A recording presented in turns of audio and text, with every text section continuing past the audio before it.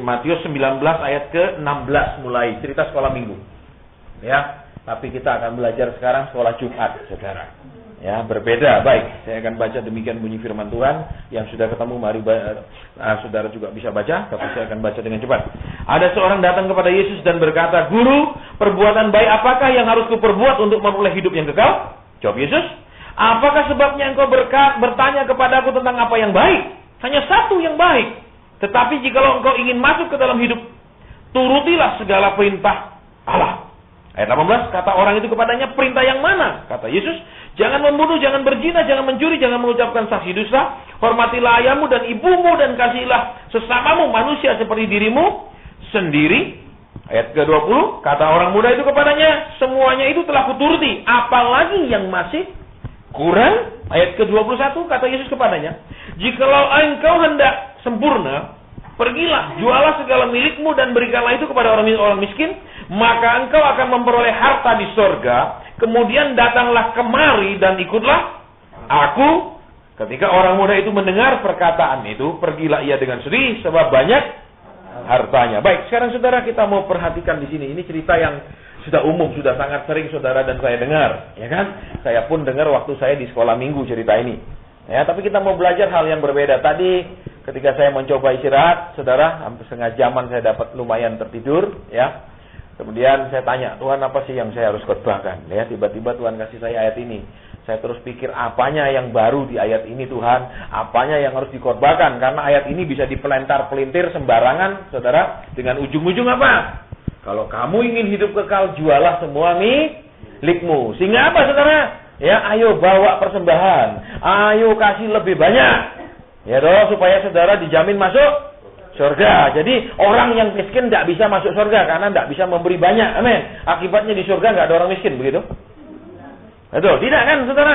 Jadi kata ayat ini bisa saja diputar sebagaimana kelihayan seseorang untuk bersilat lidah. Kita mau lihat kebenaran firman Tuhan di sini, ya. Ayat yang bawah-bawahnya itu kan kalau dipelintir-pelintir jadi berbahaya. Kenapa? Saudara tuh tidak bisa masuk surga kalau tidak banyak nabur, amin. Terus apa? Tabur seluruhnya. Terus habis itu tidak tahu makan apa, amin. Ya, kan ada ya, saudara. Ya, kejadian seperti itu, ya. Bahkan teman-teman dekat kita tahu, ya dong. Dia tabur rumah, sekarang tidak tahu kontrak sana, kontrak sini, kontrak sana. Katanya naik nabur rumah nanti terima rumah yang lebih besar, betul. Ternyata ya pindah sana, pindah sini, kontrak terus, saudara. Sampai tidak bisa lagi bayar kontrak. Ya, baik. Jadi kita mau lihat sekarang, saudara, ada dari sudut yang berbeda, dari aspek yang berbeda. Ya, kenapa? Supaya kita mengerti, saudara, firman itu bisa dilihat dari bermacam-macam aspek. Kalau dari aspek ketamakan, maka selalu tabur. Ya tabur, cepat tabur. Itu aspek ketamakan, ya. Kalau aspek pengajaran, ya saudara, ayo kita mau nabur untuk orang lain. Ayo kita kumpulkan untuk orang lain. Itu berarti untuk apa? Pengajaran, supaya kita jangan hidup untuk diri sendiri, jangan hidup untuk hanya mikiri kebutuhannya sendiri. Ya kan? Nah, jadi aspeknya yang mana? Terus kalau lagi aspek yang lain-lain lagi banyak, saya nggak sebutkan, nanti terlalu panjang. Kita mau selesai cepat, saudara, ya, karena saya terus terang masih teler. Tadi pagi pun diurut, saya teriak-teriak kesakitan, saudara. Ya, baik. Tapi yang kita mau lihat apa, saudara, di sini? Firman Tuhan katakan, ya, ada orang muda datang ke Tuhan Yesus, toh. Terus dia katakan apa? "Guru, perbuatan baik apakah yang harus kuperbuat?" Perbuatan baik apa yang harus kuperbuat supaya memperoleh hidup? Lihat, saudara, pertanyaannya dia, perbuatan baik apa? Terus Tuhan katakan, ya, di bawahnya, "Jika kau ingin masuk dalam hidup, turutilah segala perintah." Saudara coba perhatikan ayat ini, ya. Yang di atasnya Tuhan kata, orang ini dalam ayat 16, coba perhatikan pelan-pelan. "Guru, perbuatan baik apakah yang harus kuperbuat untuk memperoleh hidup yang..." Di bawahnya Tuhan jawab apa? Ayat 17 bagian paling bawah, kalimat paling bawah. "Tetapi jikalau engkau ingin masuk ke dalam hidup," tapi nggak ada kekalnya kan? Jadi kalau engkau ingin masuk ke dalam hidup, koma, tidak ada jika engkau ingin masuk ke dalam hidup kekal. Tidak. Jikalau engkau ingin masuk ke dalam hidup. Sama nggak terjemahannya dulu? Coba. Saudara punya terjemahan sama enggak? Ada kata kekalnya enggak di situ? Enggak ada sama? Berarti sama kan? Baik, terus turutilah segala perintah Allah. Berarti saudara apa? Orang ini berpikiran tentang nanti hidup kekal itu kalau untuk masuk gimana. Tapi Tuhan jawabnya, jikalau kamu ingin masuk ke dalam hidup. Berarti apa? Banyak orang beribadah walaupun sudah nurut firman Tuhan, sudah taat sama hukum-hukum Tuhan, dilarang begini, jangan begini, jangan begini. Belum tentu mereka di mata Tuhan ada kehidupan. Lah namanya barang tidak hidup tentu saja tidak ada tumbuh. Betul? Namanya tidak hidup kan tidak ada pertumbuhan, saudara. Nah, kita akan lihat lagi terus di bawahnya. Ya, kata orang itu kepadanya, perintah yang mana? Saudara? Perintah yang mana? Kata Yesus, jangan membunuh dan lain-lain terus, saudara. Ayat 19. Hormatilah ayahmu dan ibumu dan kasihlah sesama manusia seperti dirimu sendiri.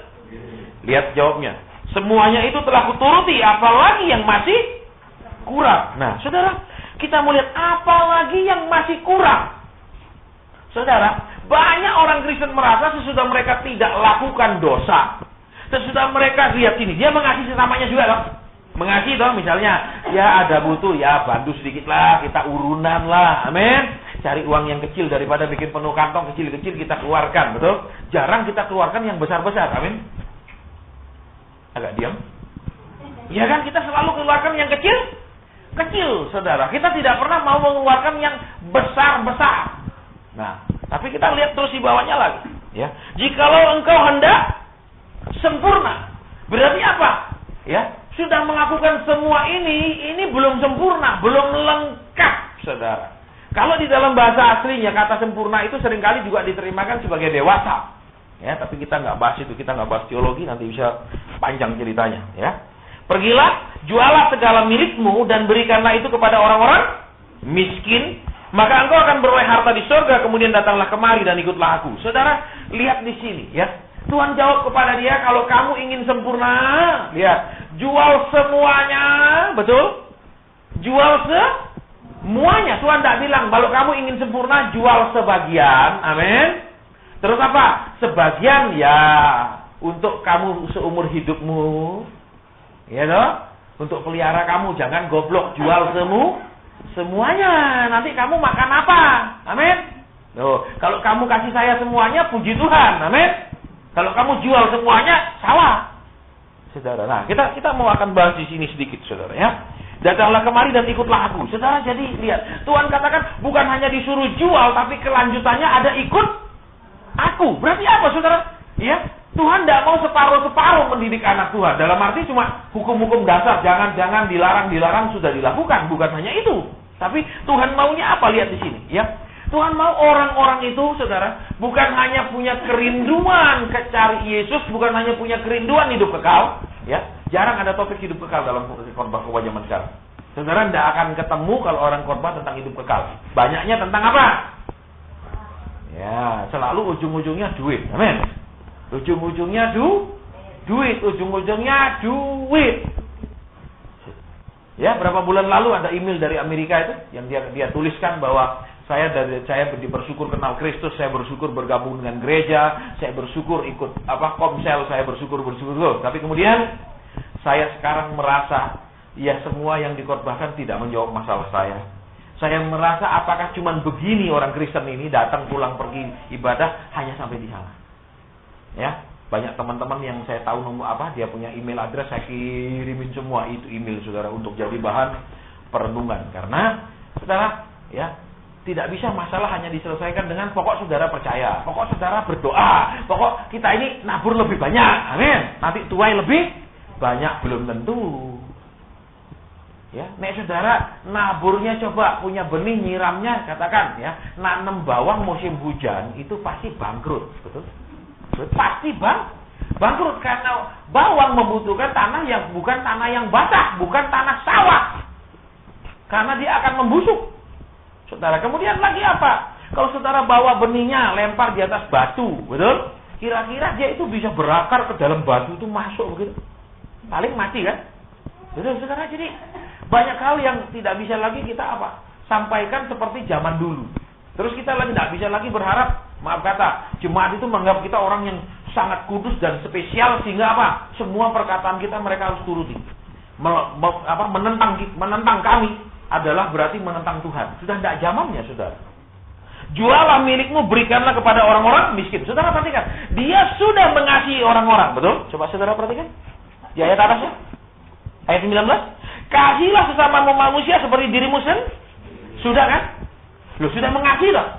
Tapi ternyata saudara lihat, hartanya begitu banyak dan Tuhan katakan berjuallah semua harta milikmu dan berikanlah itu kepada orang miskin. Berarti apa saudara? Mengasihi tanpa memberi. Amin. Mengasihi dengan memberi sedikit. Kita lihat apa di sini saudara. Berikan kepada orang miskin. Nah, mengasihi, tapi Tuhan bilang berikanlah kepada orang. Jadi saudara perhatikan. Kalau kita lihat alat ini apa? Kalau kita beri ke orang miskin bisa berikan kita apa? Tapi kalau Alkitab bilang dia kaya, terus dia mengasihi juga sesamanya. Lah kalau orang kaya, bisa nggak cocok nggak bergaul sama orang-orang miskin? Cocok nggak nih ngomong-ngomong mau invest sekian sama temannya yang miskin-miskin? Cocok? Nggak cocok. Berarti apa, saudara? Dia mempraktekkan kasih. Kalau saudara perhatikan, dia bilang sudah kulakukan. Dia juga mengasihi. Misalnya temannya ulang tahun dikasih kado. Tapi mungkin itu teman partner bisnisnya, mungkin langganannya yang bikin dia cuan, bukan orang miskin kan? Dia sudah mengasihi saudara. Tapi praktek mengasihinya bukanlah mengasihi kasih benar-benar tidak berharap kembali kan? Coba lihat ayat ini lagi pelan-pelan saudara ya, supaya kita benar-benar mengerti. Kita diajar Tuhan supaya hidup ini tulus. Nek ngekei orang, nek berbuat sesuatu, jangan berharap diberikan kembali. Jangan berharap ada reciprocal namanya. Reciprocal itu bahasa Inggrisnya timbal balik. Nek saya kasih dia, nanti dia kasih saya. Nah itu udah. Oke, kita lanjut lagi, coba pelan-pelan ayat yang 19. Kasihilah sesamamu manusia seperti dirimu sendiri. Dia bilang sudah kulakukan, tapi Tuhan bilang hartamu kasih orang miskin. Ya kalau sekarang kita misalnya pengusaha, ya kita biasanya ada pelangganan kita, partner bisnis kita, atau ada hubungan bisnis sama dia. Dia ulang tahun kita kasih parcel, anaknya ulang tahun kita kasih hadiah. Itu tulus apa enggak? Enggak kan? Kenapa enggak tulus? Karena dia menguntungkan kita kan? Mungkin dengan kita kasih hadiah, besok bisnis kita lancar. Dengan kita kasih dia hadiah, ya bagaimana memperhatikan kita, timbal baliknya ada. Tapi Tuhan bilang, berikanlah ke orang. Lah kalau orang miskin dikasih, terus bisa kasih balik enggak lagi? Loh, enggak bisa kan? Berarti apa saudara? Tuhan mengajar saudara dan saya, jangan bersikap seperti orang muda ini, saudara. Melakukan sesuatu berharap ada feedbacknya, berharap ada tindakan balik. Makanya Tuhan bilang apa? Kalau kamu mengadakan pesta, undanglah orang-orang miskin. Betul? Bukan undang orang kaya kan kata firman? Karena mereka tidak bisa membalas. Berarti apa? Jangan melakukan sesuatu untuk mengharapkan balasan gitu toh. Ada ayatnya kan, saya tidak perlu buka. Ya, saya tanya lagi sekarang. Yang pernah dengar ayat itu siapa? Yang Tuhan bilang, kalau engkau mengadakan pesta, jangan undang orang-orang kaya karena mereka juga akan membalas mengundangmu. Tapi undanglah orang-orang miskin, orang-orang begini-gini, karena mereka tidak bisa membalasnya. Yang pernah baca ayat itu tolong angkat tangan. Cukup banyak ya, yang udah angkat tangan belum pernah baca nanti tanya sebelahnya. Amin. Ya. Jadi, saudara kita mau lihat yang pertama apa, saudara? Ya. Kita mungkin sudah lakukan sesuatu, tidak lakukan dosa. Tapi Tuhan juga ingin yang kita lakukan itu tulus. Yang kita lakukan tidak ada hitungan untuk dia mengasihi. Tapi saudara lihat tadi, mengasihinya tapi apa? Tidak memberi kepada orang yang memang sangat membutuhkan, betul? Jadi yang orang miskin tuh membutuhkan. Saudara kasih partner saudara, teman bisnis saudara, atau orang yang menguntungkan saudara, itu kira-kira dia bisa beli enggak? Bisa kan? Bisa kan? Yang saudara kasih. Tapi orang miskin kan nggak bisa kan? Yang lebih membutuhkan yang miskin itu toh. Betul apa ya? Tapi yang diberikan bukan orang yang sangat miskin yang membutuhkan, tapi orang yang kita butuhkan. Betul? Saya pernah saudara ya, dalam suatu saat saya debat sama Tuhan. Saya suka ya. Tak bisa kalau saudara peka. Tanya jawab bisa. Loh Abraham aja bisa kok. Betul? Abraham bilang, Tuhan kalau ada 50 orang gimana? Tuhan bilang, oke aku tidak jadi hancurkan Sodom Gomora. Kalau ada kurang lagi gimana? Kalau ada kurang lagi gimana? Loh bisa tolong kan? Saya pun tanya, saudara. Saya sering tanya, kenapa gini Tuhan? Kenapa gini? Lah dijawab.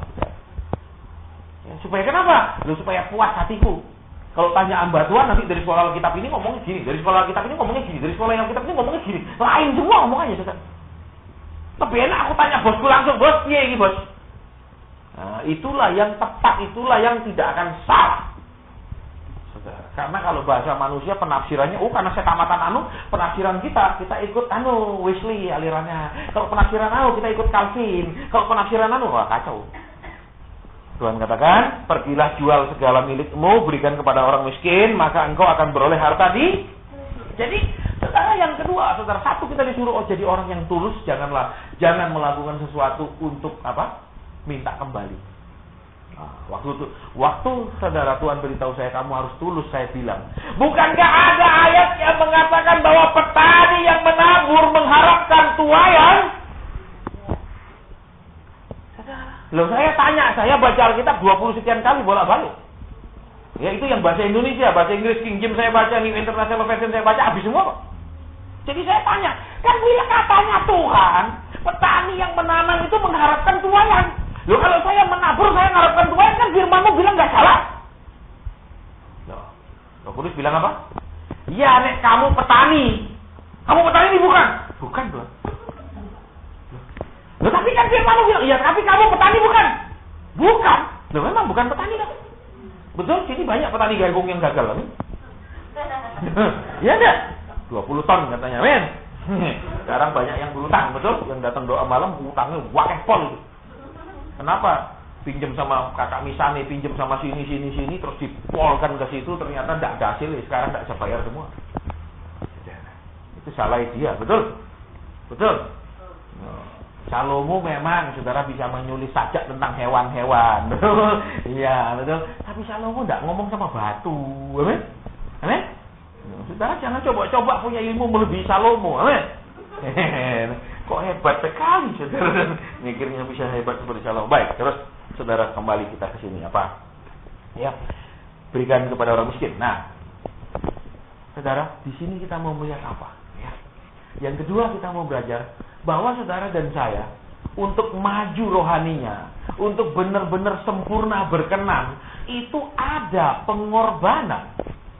Saya ulang lagi, ada pengorbanan.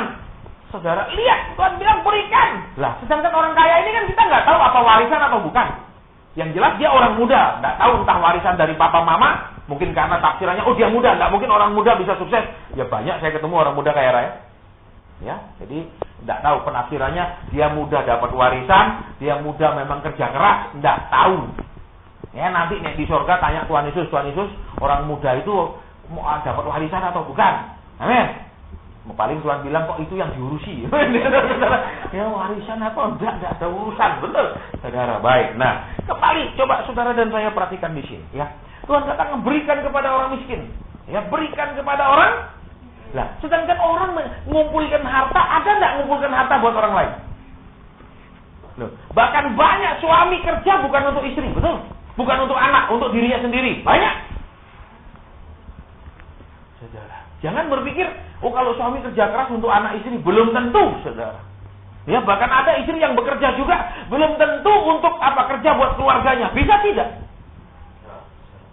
Saudara, saya ketemu, ya. Waktu kami ngobrol-ngobrol, dia katakan, Pak Hasan, kan 2 tahun lalu waktu Pak Hasan kesini, Pak Hasan sudah, waktu itu bilang, saya kepengin punya double kabin, Iya. Ya, saya ingat, saya katakan, sampai sekarang istri saya tidak setuju, Pak Hasan, saya beli mobil. Padahal saya suka double kabin.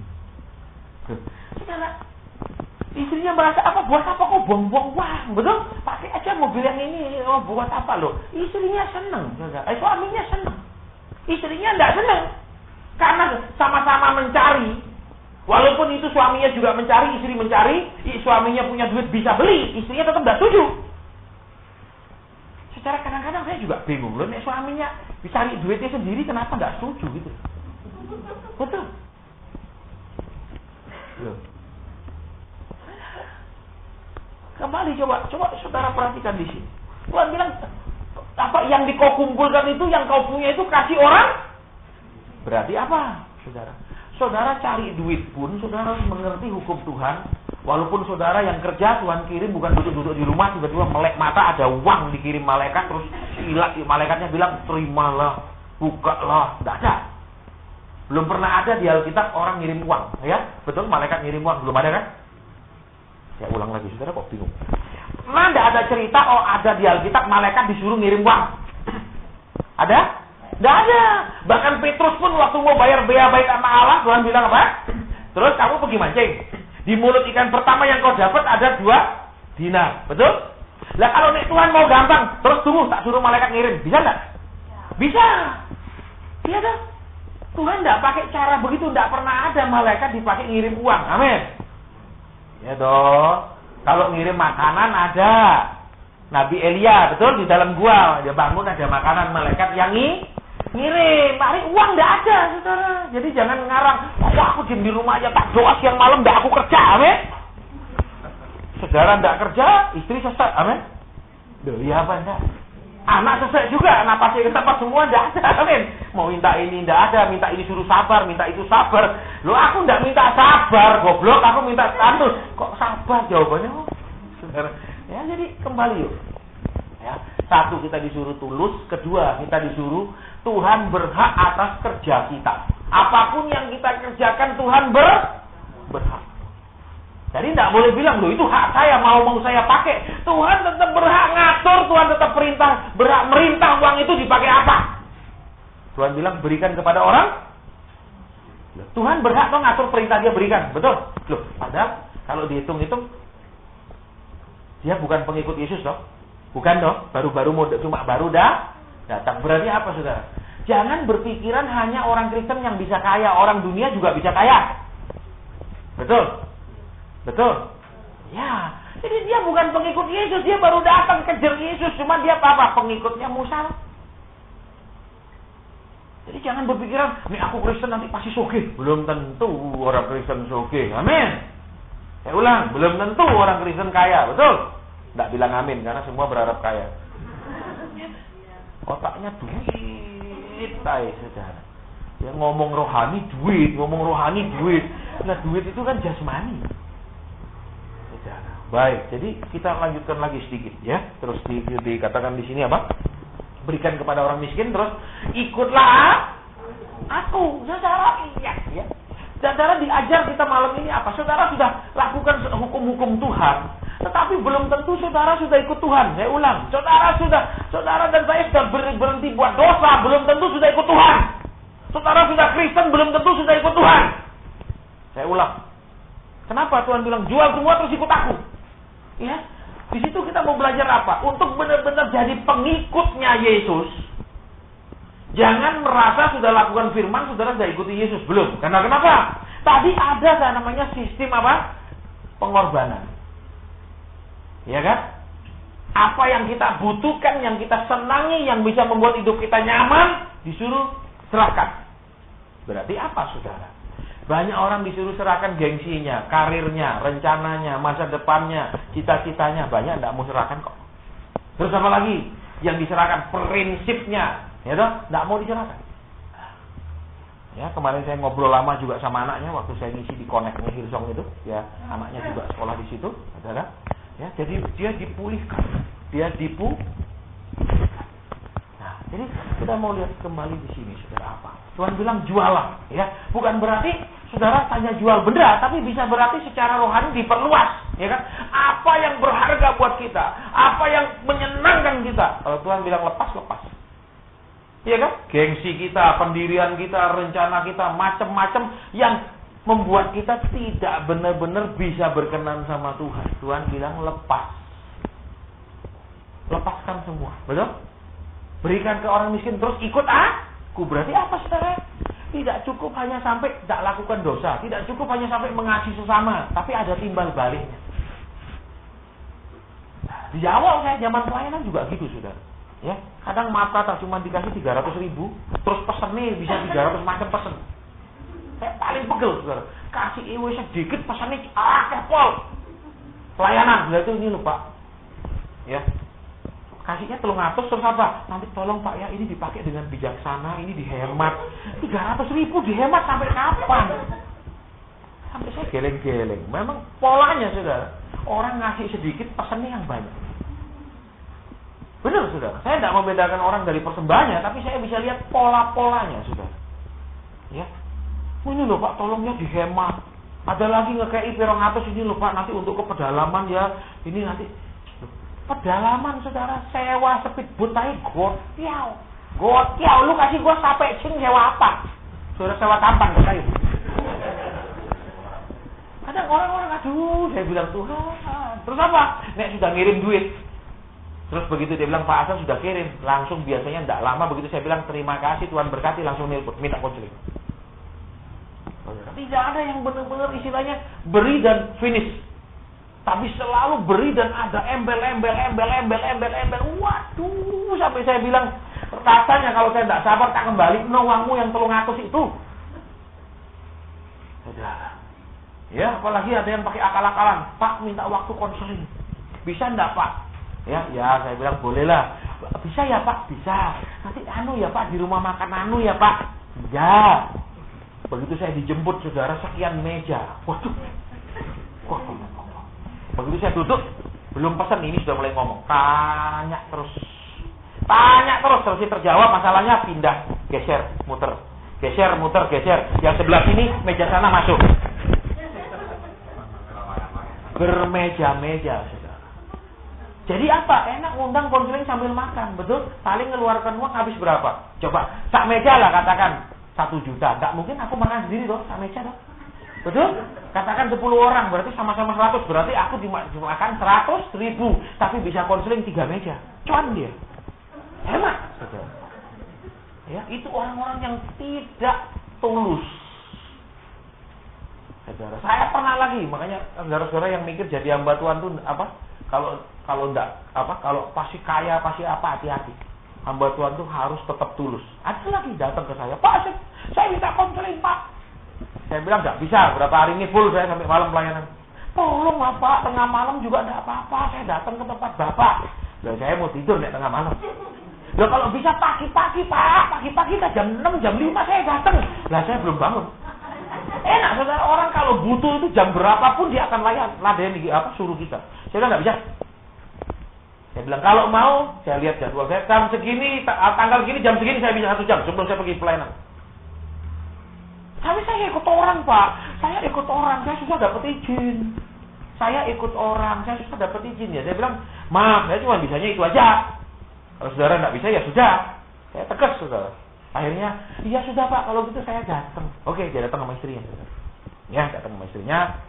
Masalah pabriknya. Ya, tapi tidak ngaku punya pabrik, saudara. Ya, pertama konseling itu istrinya sudah nangis. Istrinya, kenapa? Selingkuh Pak, dia selingkuh, dia. Ya, terus tiba-tiba suaminya ada telepon. Langsung suaminya, Pak, sebentar ya, saya izin dia keluar jauh. Saudara terima telepon, rupanya dari gendaknya itu. Ya. Terus istrinya bilang apa? Pak, sebenarnya kami punya pabrik, Pak. Dan semua uang pabrik itu dia kirim ke selingkuhannya, Pak. Ngakunya apa? Saya ikut orang, Pak Asen. Saya tidak bisa sembarangan keluar. Belum tentu dapat izin. Hanya untuk kasih persembahan, untuk konseling aja dia begitu. Sudah rela berbohong. Saya ngalami, saudara. Terus apa? Habis itu kasih saya kue itu loh. Maaf kata, roti pinggir jalan. Paling harganya berapa ribu, bukan roti yang enak itu loh. Pinggir jalan, saudara tahu kan? Tahu kan roti pinggir jalan, tepung apa? Yeastnya banyak sekali itu. Itu 2 biji paling berapa ribu rupiah, Pak? Ini Pak Hasan dari Tuhan. Saya dalam hati bilang, Tuhan tidak pernah kasih aku yang gila. Tapi orang kenapa lihat? Ya, lalu banyak orang Tuhan bilang apa? Terikat. Betul? Terikat. Saudara, makanya banyak juga pemimpin rohani sama. Saudara tabur lebih banyak, dia sendiri tidak mau nabur. Padahal dia punya uang begitu banyak, tak mau nabur, suruh kita aja nabur. Saudara, ya makanya saya kan di doa malam saya kasih contoh.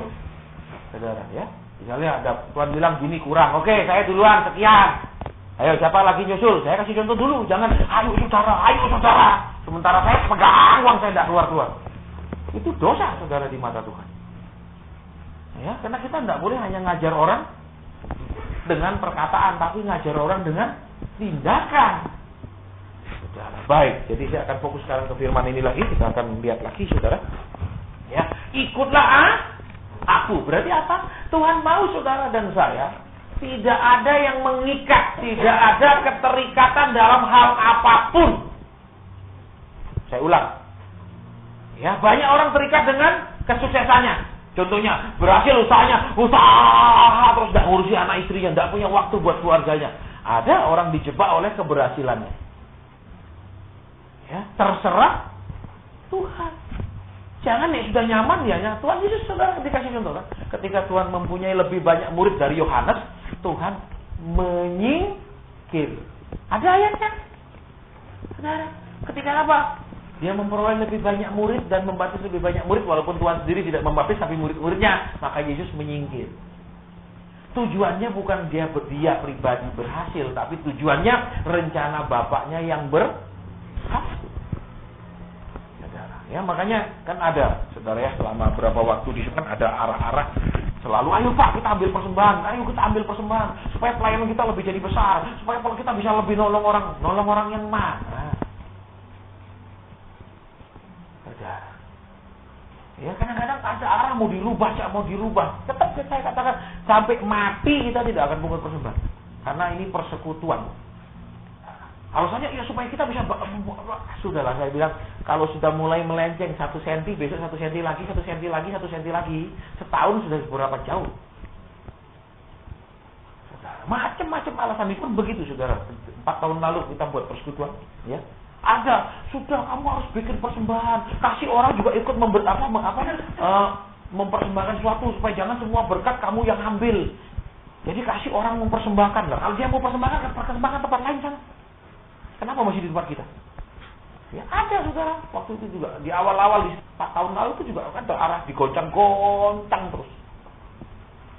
Ya, kenapa? Ya macam-macam alasannya, saudara. Nah kalau kita memang mau Tuhan tuh mau kita menolong orang, pasti Tuhan sediakan uangnya. Saudara, Tuhan bilang apa? Kalau kamu pergi, jangan bawa duit, jangan bawa pakaian lebih dari 2, betul? Loh iya kan? Apa Tuhan bilang, siapno dulu uangmu banyak-banyak, begitu? Nggak ada, saudara. Ya kan waktu Tuhan mengutus murid-muridnya, betul apa tidak dia bilang gitu? Ya kan? Jangan bawa pakaian banyak-banyak, ya toh, bawa kasut cukup 1, ya toh? Ya pesan muridnya tidak perlu macam-macam, nanti dia sediakan, tapi kita tidak. Saudara wis numpuk-numpuk duitnya, terus nanti bawa kemana, dipakai apa semua, tidak jelas. Makanya lebih baik nih Tuhan ngomong kita kumpulin duit, nih Tuhan ngomong kita kumpulin duit, selesai. Dan buktinya selama ini kan tidak pernah kurang duit yang terkumpul. Betul, selalu lebih daripada yang dibutuhkan orang-orang yang Tuhan mau tolong itu. Coba lihat lagi kemarin. Tuhan bilang, sudah kau selesaikan semua yang menghalangimu, baru ikut aku. Jadi apa, saudara? Orang bilang saya pengikut Kristus, selama masih ada sifatnya, saudara seperti tadi, tidak tulus. Sifatnya menolong orang bukan yang butuh, tapi orang yang dia butuhkan, yang dia tolong. Karena nanti orang itu akan nolong dia balik. Ya toh. Terus yang ketiga, selama dia memberi kepada orang yang bisa berikan timbal balik itu, terus apa lagi? Selama dia melakukan, apa kata firman yang tadi? Selama dia melakukan apa? Dikatakan itu, saudara, dia berikan kepada orang, Tuhan maunya dia nggak bisa balas dia. Berarti dia cuma minta apapun yang aku lakukan biar Tuhan yang balas. Apapun yang kerjakan biar Tuhan yang lihat Tuhan yang itu, saudara, maunya Tuhan. Prosesi. Bukan saya mikir mau minta 20, bukan, saudara. Ya, karena mereka kan tiap ibadah ngumpuli duit. Betul? Ya lu kasih yang layak. Toh masa aku suruh kasih terus support lu, terus lu gereja wis gitu gede. Dia bilang enggak. Suruh cari pembicara lain. Lebih baik aku ngelayani kayak gini-gini yang enggak ada uangnya.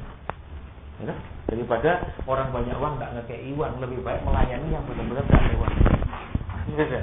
Oke? Nah, sekarang udah mau belajar, ya.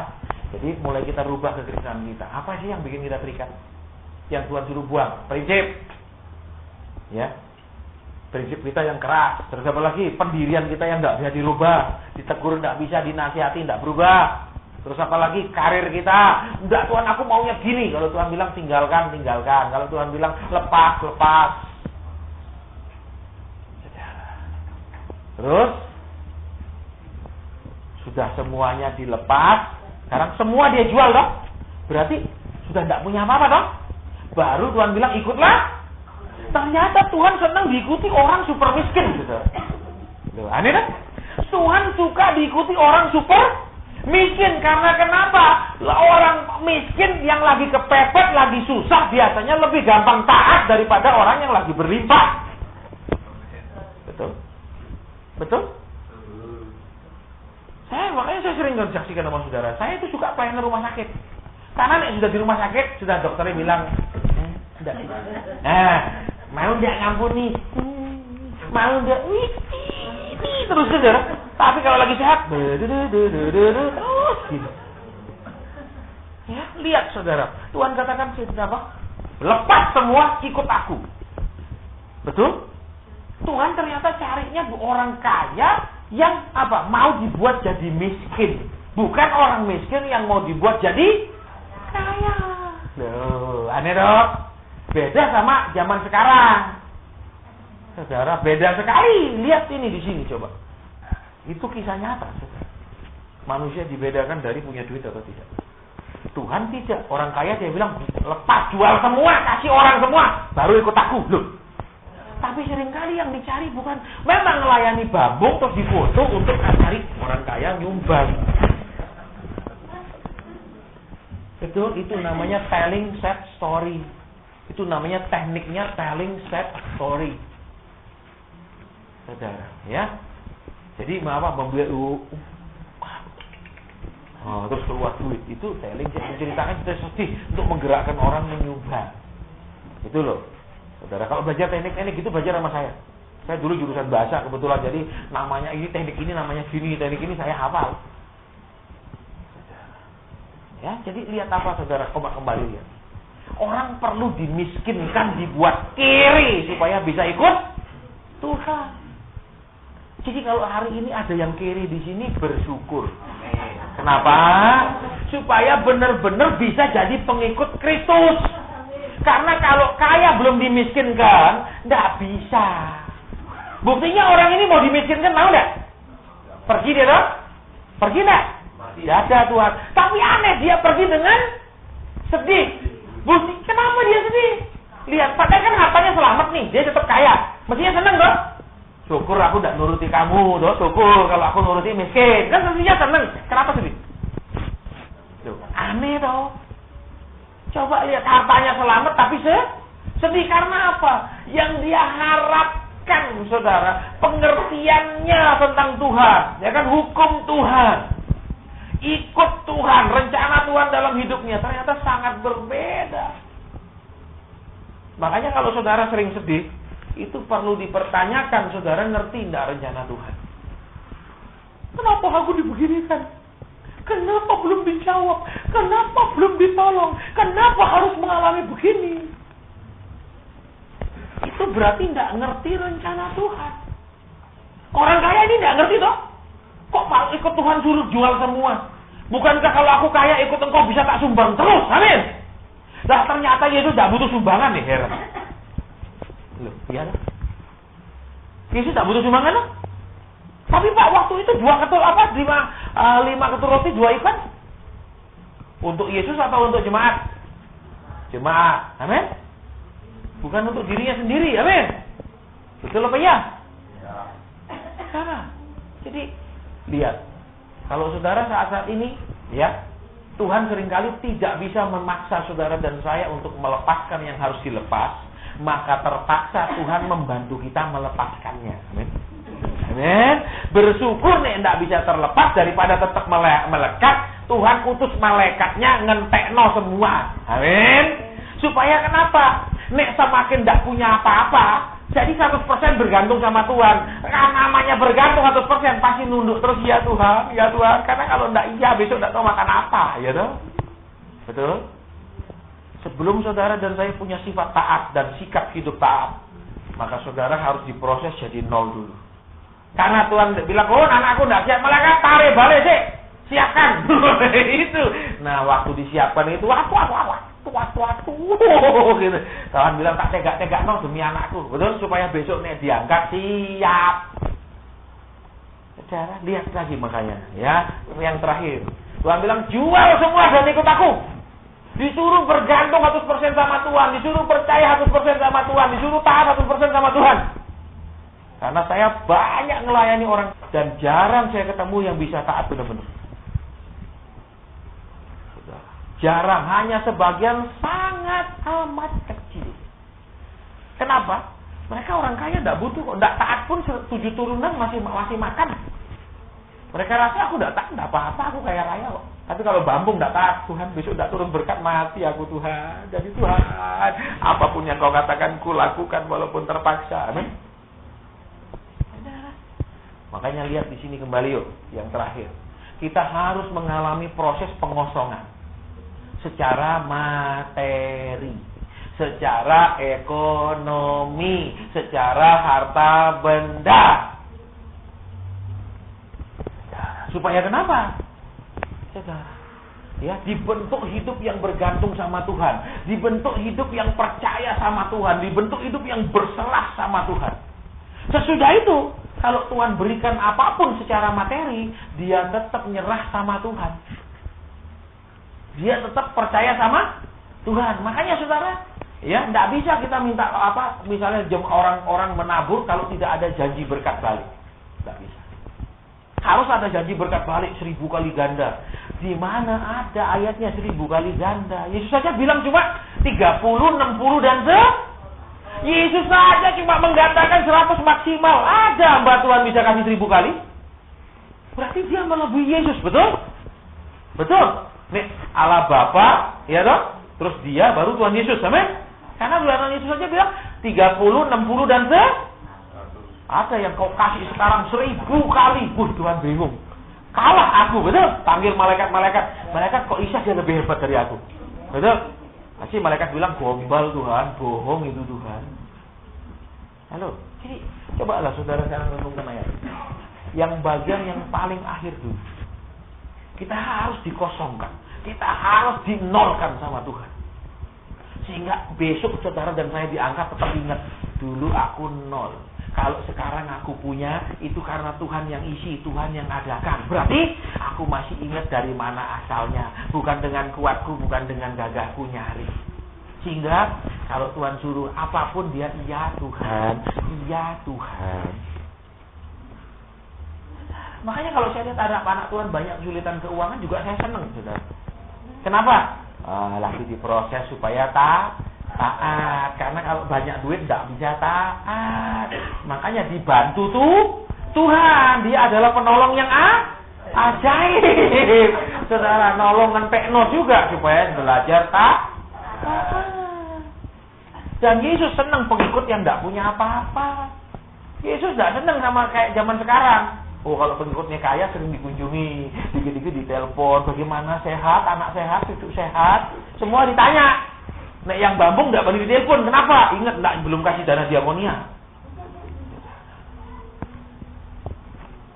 Ya, jadi saudara perhatikan benar-benar malam ini di poin terakhirnya, di poin puncaknya. Ya, sebelum pengisian penunjukan harus 0, betul? Pernah baca di pom bensin bunyinya begitu? Pernah? Iya, sebelum semuanya yang dari Tuhan, yang tidak bisa diambil kembali sampai kapanpun, saudara dan saya harus dikosongkan. Saudara, saya ngalami saudara di proses seperti itu. Jadi enak lah, ya. Jadi hari ini bersyukur Tuhan suka apa? Pengikut yang bambung, ya. Amin. Jadi jangan merasa tertolak nek bambung, jangan merasa tidak bisa ketemu pendeta nek bambung, betul? Halo, agak diam. Tak mau bambung Tuhan tuh. Tuhan bikin orang ini supaya bambung kok sebenarnya. Entekno semua terus ikut, betul? Ya saudara. Jadi buat Tuhan tuh paling penting hatinya, bukan uangnya. Tapi zaman sekarang paling penting uangnya, terserah hatinya. Yang penting tabur. Heran kok tuh ngomongin nabur melulu, ada yang lain. Ya, jadi kita mau belajar. Ngerti Tuhan sukanya apa. Dan itulah baru Tuhan bilang ikut aku. Jadi tahap banyak yang mungkin saat ini sudah dibambungkan Tuhan. Nah sekarang ayo Tuhan bilang ikut. Sekarang kamu bisa ikut aku, percaya. Aku suruh apa kau nurut kok. Karena kau takut besok tidak makan. Amin. Ya dah? Terus apa lagi? Aku tidak butuh uangmu, aku butuh kamu. Saudara perhatikan, zaman sekarang banyak orang uangnya dia kasih ke Tuhan, karakternya dia tidak mau kasih ke Tuhan. Prinsipnya dia tidak mau serahkan ke Tuhan, tetap hidup dalam kebenarannya sendiri. Tuhan tidak butuh, saudara. Tuhan maha kaya. Ya, saya ingat waktu saya dipanggil Tuhan. Tuhan bilang, tinggalkan pekerjaanmu, layani aku. Hah? Saya kaget. Saya bilang, loh Tuhan, aku anak muda. Kalau dibanding sama yang lain, aku lebih baik. Iya, aku bandingin sama yang lebih jelek. Benar. Aku lebih baik, Tuhan. Gereja hari Minggu 3 kali, bahkan 4 sesi aku gereja. Ini aku tidak berat, Tuhan tak kasih terpokok ini. Tak berat, tidak pernah aku tahan perpuluhan. Tuhan bilang, aku tidak butuh uangmu, aku butuh kamu. Loh, tapi perpuluhanku sudah tak kasih. Tuhan bilang, aku tidak butuh uangmu, aku butuh kamu. Konsep saya, saudara, persis sama dengan banyak orang. Tuhan butuh uang kita, bukan kita. Ya, makanya dia mau bikin kita bambung supaya buktikan aku tidak butuh uangmu, nah aku butuh kamu. Kalau lihat uangmu, kamu tidak punya uang. Aku butuh kamu ya. Ya, makanya saudara bersyukur kalau hari-hari ini saudara dan saya diproses. Ada hal-hal yang kita senangi, ada hal-hal yang buat kita nyaman, itu dilepaskan. Tuhan mau lepaskan. Ketidaktulusan, semua yang kita lakukan untuk timbal balik, Tuhan mau melepaskan semua. Lakukan dengan tulus, lakukan dengan murni. Upah semua di tangan Tuhan. Kita berdoa.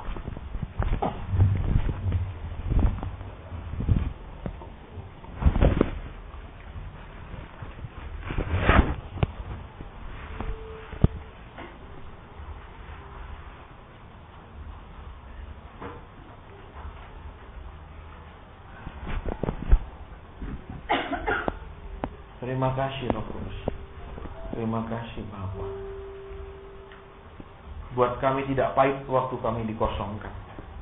Buat kami tidak marah dan kecewa waktu Tuhan mempreteli hidup kami. Buat kami tidak putus asa waktu banyak hal yang diambil dari hidup kami. Tuhan Yesus, karena itulah proses untuk menjadi murid sejati. Itulah proses untuk jadi pengikut Kristus. Terima kasih bahwa Tuhan tidak memperhatikan latar belakang ekonomi kami. Apapun latar belakang ekonomi kami, tetap semua berharga di mata Tuhan. Terima kasih. Terima kasih Tuhan. Terima kasih Roh Kudus.